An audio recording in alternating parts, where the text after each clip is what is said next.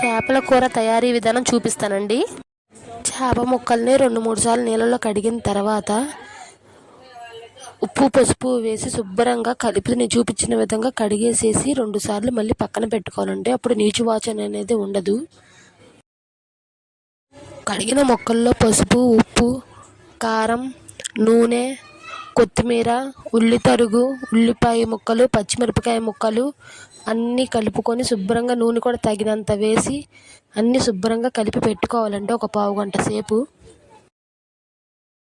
ఇలా కలిపి నానబెట్టుకుంటే ఆ ముక్కలకి ఉప్పు కారం అన్నీ బాగా పడతాయండి. అందువల్ల ఒక పావు గంట టైం తీసుకొని ముందు అన్నీ కలిపి పెట్టుకొని వదిలేసేయండి ఒక పావు గంట సేపు. తర్వాత నానబెట్టుకున్న చింతపండు గుజ్జు పిండుకోవాలండి. నేనేం చేస్తానంటే అల్లం వెల్లుల్లి పేస్ట్ వేయను అనమాట. వెల్లుల్లి గర్భాలను శుభ్రంగా దంచేసేసి దాంట్లో వేస్తానండి. ఎందుకంటే మసాలా స్మెల్ ఎక్కువ వస్తుంది కాబట్టి.